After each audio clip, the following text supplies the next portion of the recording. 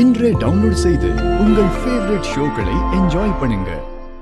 என்ன ட்ரீட்மெண்ட் கொடுத்தாலும் சரி, இனிமே அந்த ஆளுக்கு உடம்பு சரியாகி பழைய மாதிரி நடமாடுறதெல்லாம் நடக்கவே நடக்காது. அந்த ஆளை படுக்க வச்சதோட என் வேலை முடியல. இதுக்கப்புறம் தான் எனக்கு நிறைய வேலை இருக்கு. அந்த ஆளுக்கு அப்புறம் அந்த குடும்பத்தோட நிர்வாகத்தெல்லாம் இனி யாரு கவனிப்பாங்கன்ற பிரச்சனை வரும். எப்படியாவது அந்த குடும்பத்துக்குள்ள ஒரு குட்டி கலாட்டா பண்ணி அந்த குடும்பத்தோட மொத்த நிர்வாகமும் கல்யாணி கைக்கு போற மாதிரி பண்ணிடுவேன். கல்யாணி கையில அந்த குடும்ப நிர்வாகத்தை கொடுக்கறது குரங்கு கையில பூமாலையை கொடுக்கற மாதிரி தான். அதுக்கப்புறம் நான் எதுவுமே பண்ண வேண்டியதில்ல. கல்யாணியே தப்பு தப்பாதான் முடிவெடுப்பாங்க. அந்த குடும்பத்தை நடுத்தரவுக்கு கொண்டு வந்துருவாங்க. அப்படி அவ எந்த தப்பான முடிவும் எடுக்காம இருந்தா நானே அவளை தப்பான முடிவை எடுக்க வச்சு அந்த குடும்பத்தை ரெண்டா பிரிச்சிருவேன். அதுக்கப்புறம் கொஞ்சம் கொஞ்சமா அந்த குடும்பத்தை சின்ன பின்னமாக்கி யாரு எங்க இருக்காங்கன்றதே தெரியாத அளவுக்கு அந்த குடும்பத்தை ஒண்ணுமே இல்லாம ஆக்கிடுவேன். அண்ணே, பக்கத்துல இருக்கிற அம்மன் கோயிலுக்கு தானே நாங்க வந்திருக்கோம். அண்ணி அண்ணனுக்காக ஒரு நேர்த்தி கடன் பண்ண போறாங்க. அதை முடிச்சிட்டு நாங்களே வந்துடுறோம். நீங்க எதுவும் எங்களை தேடிட்டு இருக்க வேணாம். நேர்த்தி கடனா?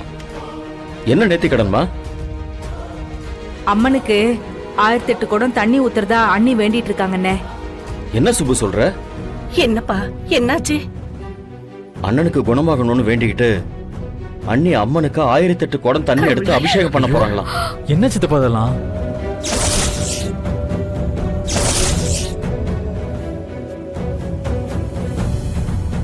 இந்த வயசுல 1008 குடம் தண்ணி எப்படிப்பா ஊத்த முடியும்? எதுக்குப்பா இந்த வேண்டுதல்? வேண்டான்னு சொல்லுப்பா.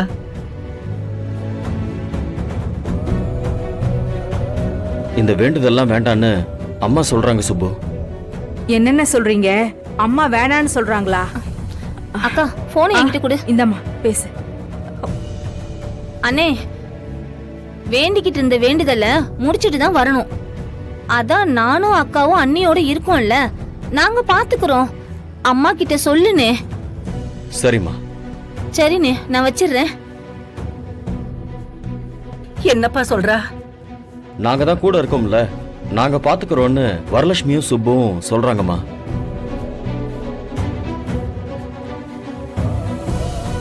அண்ணனுக்காக வேண்டிட்டு இருக்காங்க. அதை வேண்டான்னு சொல்ல எனக்கு மனசு வரலம்மா. அவங்க நேர்த்தி கடனை முடிச்சுட்டே வரட்டுமே. என்னப்பா ஆச்சு? பெரியப்பா ரத்தத்துல கார்டியோ டாக்சின்ஸ் அதிகமாகி இதய அடைப்பு வந்ததா டாக்டர் சொல்றாரு. அந்த கெமிக்கல்ஸ் எப்படி அவர் உடம்புல திடீர்னு அதிகமா இருக்குன்னு முதல்ல கண்டுபிடிக்கணும். டாக்டர் என்ன சொன்னாங்க மாமா? டாக்டர் சொன்னதை சொல்லலாமா? என்ன விஷயம் தெரிஞ்சுக்கிட்டு அதுக்கப்புறம் சொல்லிக்கலாம். சொல்லுங்க. ஒன்னும் பிரச்சனை இல்லையா? வெளிநாட்டுல இருந்து மெடிசன் வந்துட்டு இருக்கான். அது வந்ததும் பெரியப்பாவை குணமாக்கிடலாம். இப்பதான்ப்பா எனக்கு நிம்மதியா இருக்கு. சரி பாட்டி, எனக்கு கொஞ்சம் வேலை இருக்கு, நான் வெளியே போயிட்டு வந்துடுறேன். சரி, அதை பிடிங்க. அப்பாக்கு எப்படி இருக்கு? டயாலிசிஸ் செய்ய பிளட் தேவைப்படுது. நாங்களும் எங்களுக்கு தெரிஞ்ச எல்லா இடத்துலயுமே ட்ரை பண்ணி பார்த்துட்டோம். ரேர் பிளட் குரூப்புங்கிறதுனால எங்கேயுமே ஸ்டாக் இல்லைன்னு சொல்லிட்டாங்க. எங்களால அரேஞ்ச் பண்ண முடியல. பிளட் உடனே தேவைப்படுது. உங்களுக்கு தெரிஞ்சவங்க, ஃப்ரெண்ட்ஸ் இல்ல ரிலேட்டிவ்ஸ் யாருக்காவது உங்க அப்பாவோட பிளட் குரூப் இருந்தா கொஞ்சம் கேட்டு பாருங்க. டாக்டர், என்ன குரூப்? AB negative. டாக்டர், எனக்கும் ஏபி நெகட்டிவ் தான் டாக்டர். நான் மாமாவுக்கு பிளட் கொடுக்கறேன். தேங்க் காட், இங்கேயே ஒருத்தர் இருக்கீங்க. ரொம்ப சந்தோஷம். என் கூட வாங்க. வா நந்தினி. கடவுளே, என் பையனை எப்படியாவது காப்பாத்து. நந்தினி உண்மையிலேயே தங்கந்தா. ரத்தம் வேணும்னு சொன்னதும் ஒரு நிமிஷம் கூட அவளை பத்தி யோசிக்காம கொடுக்கறேன்னு சொன்ன பாரு. ஆமாம்மா, நம்ம பிள்ளைங்க நம்ம குடும்பத்துல ஒருத்தருக்கு ஒண்ணுன்னா பாத்துக்கிட்டு சும்மா இருக்க மாட்டாங்கம்மா. மருமகளை கொண்டாட ஆரம்பிச்சிட்டாரு. வாங்க மேடம், ஒரு நிமிஷம் இருங்க, நான் வந்துடுறேன். அப்பாவோட ரத்தம் கிடைக்கிறது ரொம்ப கஷ்டம்னு எனக்கு தெரியும். டாக்டர் சொல்லும்போது என்ன செய்ய போறேன்னே தெரியாம தவிச்சிட்டு இருந்தேன். ஏன்னா அந்த குரூப் ரத்தம் இருக்க யாரும் அவ்வளோ சீக்கிரம் ரத்தம் கொடுக்க வரமாட்டாங்க. ஆனா டாக்டர் சொல்லி முடிக்கிறதுக்குள்ளேயே நான் தரேன் நீ சொல்லிட்ட. உனக்கு எவ்வளவு வேணாலும் நன்றி சொல்லலாம் நந்தினி. ரொம்ப நன்றி. ஏய், என்னடா என்னடமோ உளறிட்டு இருக்க? இது நம்ம குடும்பம். ஹாஸ்பிட்டல்ல அட்மிட் ஆயிருக்கிறது எங்களுக்கு ஒண்ணுனா பதறி போய் துடிச்சு போய் எங்களுக்காக முன்னாடி வந்து நிக்கிற ஏன் தாய் மாமா. உனக்கு அப்பான்னு எவ்வளவு உரிமை இருக்கோ அதே உரிமை தாய் மாமான்னு எனக்கும் இருக்கு. அவருக்கு ஒண்ணுனா நான் செய்யாம வேற யாரட செய்வா? இதுக்கு போய் என்கிட்ட வந்து தேங்க்ஸ் எல்லாம் சொல்லிக்கிட்டு இருக்க முட்டா பயலே.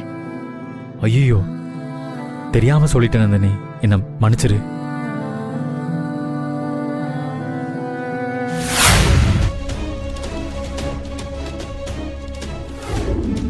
பெரியப்பாக்கு உடம்பு சரியில்லாம போறதுக்கு முன்னால அவர் என்ன சாப்பிட்டாரு? அவரு அப்படி ஒண்ணுமே சாப்பிடலையப்பா. காலையில எந்திரிச்ச கொஞ்ச நேரத்திலேயே அவருக்கு உடம்பு சரியில்லாம போயிடுச்சு. என்னதான்ப்பா நடந்துச்சு? அதை கொஞ்சம் டீட்டெயிலா சொல்லுங்க. எதையுமே நான் நேர்ல பார்க்கல அருள். அண்ணி சொல்லிதான் எனக்கே விஷயம் தெரியும். அவங்க சொன்னதை நான் அப்படியே உங்ககிட்ட சொல்லிட்டேன். ராத்திரி அண்ணன் தூங்குனாரு. வழக்கமா காலையில எந்திரிக்கிற நேரத்துல தான் எந்திரிச்சிருக்காரு. எந்திரிச்சு பல்லு தேய்க்கிறதுக்காக பாத்ரூமுக்கு போயிருக்காரு.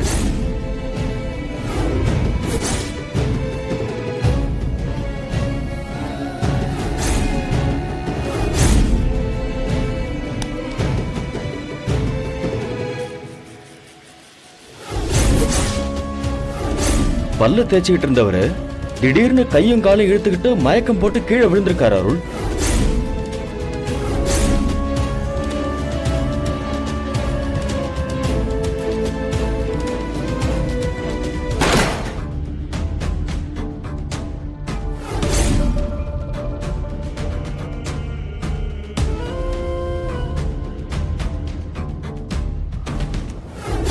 அவருக்கு ஹார்ட் அட்டாக் வர்றதுக்கான காரணம் அவரோட உடம்புல கார்டியோடாக்சின் கெமிக்கல்ஸ் அதிகமா இருக்கு. அதை நாம இப்போ கண்ட்ரோல் பண்ணணும், இல்லைன்னா அவரோட உயிருக்கே ஆபத்தாயிடும். நல்லா இருந்த பெரியப்பாவோட உடம்புல கார்டியோ டாக்ஸின்ஸ் எப்படி கலந்திருக்கும்? பெரியப்பா நேத்து சாப்பிட்ட சாப்பாட்டுல ஏதாவது பிரச்சனை இருந்து அதனால இப்படி ஆயிருக்கும்னு யோசிச்சா அதே சாப்பாட்டை தான் வீட்டுல இருந்த எல்லாரும் சாப்பிட்டுருப்பாங்க. அப்ப அவங்களுக்கும் ஏதாவது ஆயிருக்கணும்ல. மத்த யாருக்கும் எதுவும் ஆகலையே, பெரியப்பாக்கு மட்டும் இப்படி ஆயிருக்குன்னா எப்படி? ஒருவேளை இந்த டூத் பேஸ்டால அப்படி ஆயிருக்குமோ? பேஸ்டும் எக்ஸ்பைரி ஆகலையே. எதுக்கும் இந்த பேஸ்ட லேப்ல கொடுத்து டெஸ்ட் பண்ணி பார்க்கலாம்.